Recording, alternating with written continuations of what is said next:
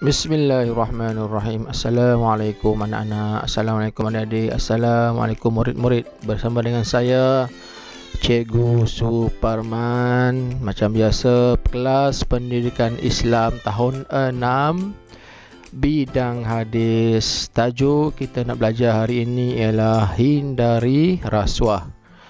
Muka surat 44. Okey, murid-murid, macam biasa, siapa malas saya rotan. Baik murid-murid, jom buka buku teks. Kita belajar bersama-sama. Okey murid, kita tengok apa itu rasuah.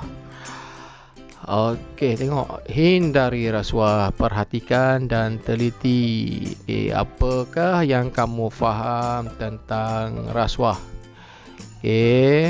Penjawat awam kian sedar risiko rasuah. Masuk surat khabar tu. Okey, siapa tahu maksud rasuah? Okey, siapa tahu? Okey, contohlah saya bagi kan. Awak nak kerja kan, tapi awak punya kelulusan tu taklah hebat sangat, tapi ayah awak ni kenal majikan ataupun kenal dia punya CEO masyarakat tu. Disebabkan ayah awak ni bagi contohlah, bagi duit ataupun bagi hadiah dekat CEO syarikat tu, tiba-tiba awak dapat kerja tu. Sedangkan orang lain lebih layak untuk kerja tu, tapi sebabkan ayah awak ni ataupun pakcik awak ni bagi duit, bagi rasuah supaya awak dapat kerja di syarikat tu, jadi awak dapat kerja tu. Tu contoh rasuah. Okey, tengok definisi atau maksud rasuah. Rasuah ialah suatu pemberian yang diberikan kepada seseorang untuk membenarkan sesuatu yang salah atau membatalkan sesuatu yang salah. Contoh kan, awak kena saman dengan polis. Jadi awak nak elakkan daripada kena saman tu, awak bayar polis tu. Contoh, awak bagi hulu dia dekat 1,000 ke kan. Itu contoh. Itu ialah rasuah. Pemberi dan penerima rasuah ialah orang yang bersalah dan berdosa. Tengok hadis ni. Abdullah bin Umar qala la'ana Rasulullah sallallahu alaihi wasallam ar-rashi wal murtashi. Maksudnya, daripada Abdullah bin Amr telah berkata, Rasulullah sallallahu alaihi wasallam melaknat pemberi rasuah dan penerima rasuah. Pemberi pun kena laknat, penerima pun kena laknat. Okey. Contoh, rasuah merupakan perbuatan yang boleh mengakibatkan dosa, dan mesti kita jauhi kerana Allah dan Rasulullah melaknat pemberi dan juga penerima rasuah. Faham? Itu ialah maksud rasuah. Contoh situasi yang saya bagi tadi. Kan, contoh polis, awak kena saman. Awak nak elakkan saman tu, awak bagi polis tu duit. Itu contoh. Itu ialah rasuah. Seterusnya tengok sebab-sebab berlakunya rasuah. Yang pertama, iman yang lemah. Iman yang lemah, iman tidak kuat. Itu contoh, tidak takut dengan azab Allah. Sedangkan orang yang buat salah ni akan menerima azab yang setimpal daripada Allah. Mendahulukan kehendak diri daripada keredaan Allah. Pentingkan diri sendiri.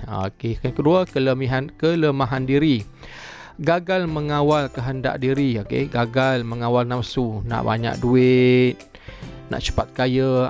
Contoh, tiada ilmu dan kesadaran tentang dosa dan bahaya rasuah. Dia tidak ada ilmu, dia tidak sedar bahawa dosa dan bahayanya rasuah. Yang ketiga, bersifat tamak untuk mendapatkan sesuatu, ingin meraih sesuatu jawatan dengan mudah.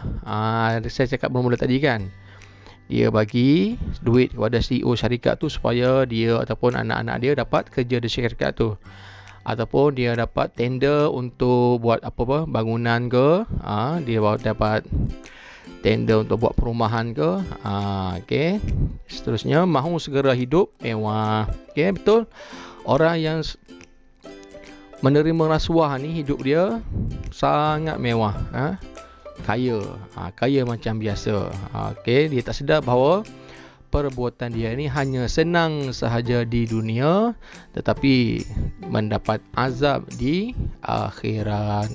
Di dunia pun kalau dia dapat tangkap, dia akan dijatuhkan hukuman ataupun dimasukkan ke dalam penjara. Di akhirat nanti pula, kalau lepas di dunia ni, dia akan dapat azab di akhirat selagi mana dia tidak bertaubat kepada Allah. Okey, harap-harap kita semua dijauhkan daripada menerima dan juga memberi rasuah. Seterusnya, kesan rasuah dan kebaikan menjauhinya. Okey, kesan dia apa dia?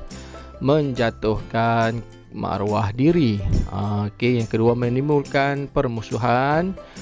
Sifat amanah dan tanggungjawab akan terabai. Orang suruh jaga apa-apa, jadi amanah tu dia tidak jaga. Kestabilan sesuatu organisasi akan tergugat. Okey, mendapat kemurkaan dan laknat Allah.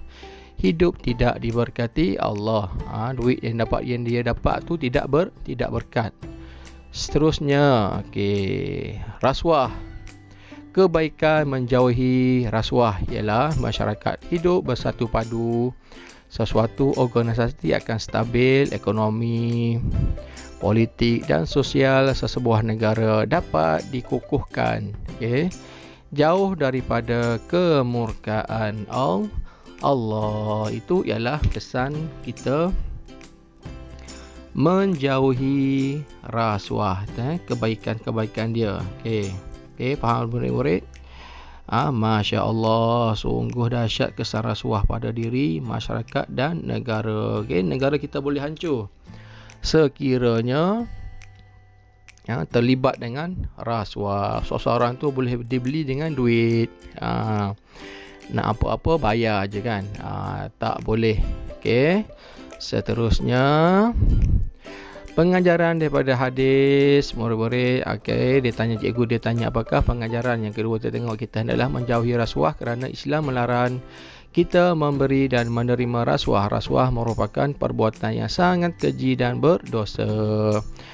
Mereka yang terjebak dengan rasuah akan mendapat laknat Allah dan balasan yang setimpal dengan perbuatan yang dilakukan oleh mereka. Ustazah, nombor 4.